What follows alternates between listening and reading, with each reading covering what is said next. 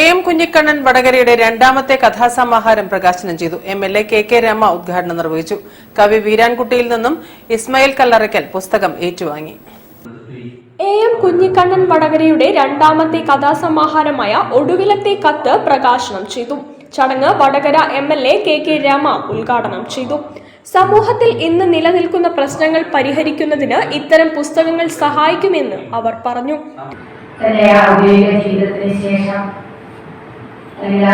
ആ പീരീഡിൽ തന്നെ എഴുത്തും വായനയും ഒക്കെ സജീവമായി കൊണ്ടുപോയ ഒരു വ്യക്തി കൂടിയാണ് കുഞ്ഞിക്കണ്ണൻ.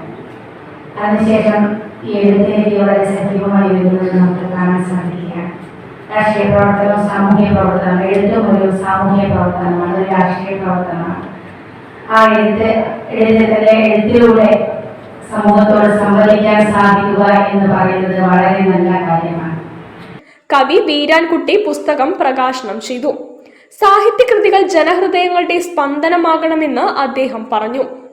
ഒന്നിനെ മറ്റൊന്നായി സങ്കല്പിക്കാൻ അങ്ങനെ എഴുത്തുകാരൻ തന്റെ ഉപമാനങ്ങളോട് സൃഷ്ടിക്കുന്ന ആ ലോകത്തെ ഡീകോഡ് ചെയ്തിട്ട് അത് എന്നതാണ് തിരിച്ചറിയാനുള്ള കഴിവാണ്, അല്ലെങ്കിൽ അങ്ങനെ ശേഷിയുള്ള ഭാഷയാണ് ES രാമചന്ദ്രൻ പറയുന്ന രൂപകാത്മക ഭാഷ. ഈ ഭാഷയാണ് സാഹിത്യത്തിൽ ഉപയോഗിക്കുന്നത്. ഇസ്മായിൽ കല്ലറയ്ക്കൽ പുസ്തകം ഏറ്റുവാങ്ങി. സ്വാഗത സംഘം ചെയർമാൻ വടയക്കണ്ടി നാരായണൻ അധ്യക്ഷനായി. Municipal vice chairman PK Satheesan മുഖ്യപ്രഭാഷണം നടത്തി.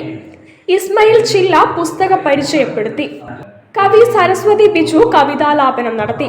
VP സർവോത്തമൻ, പ്രദീപ് ചോമ്പാല, മനോജ് ആവള, സോമൻ മുതുവന, ബാബു M മുതുവീട്ടിൽ തുടങ്ങിയവർ സംസാരിച്ചു. കഥാകൃത്ത് AM കുഞ്ഞിക്കണ്ണൻ മറുപടി പ്രസംഗം നടത്തി. News bureau, Vadakara. വാർത്തകളിൽ ഇനി മറ്റൊരു ഇടവേള. ക്യാൻസറിനെതിരെ പൊരുതാനായി കാലിക്കറ്റ് സിറ്റി സർവീസ് സഹകരണ ബാങ്കും MVR ക്യാൻസർ സെന്ററും സംയുക്തമായി അവതരിപ്പിക്കുന്ന ക്യാൻസർ ചികിത്സാ സഹായ പദ്ധതിയാണ് മാസ് കെയർ.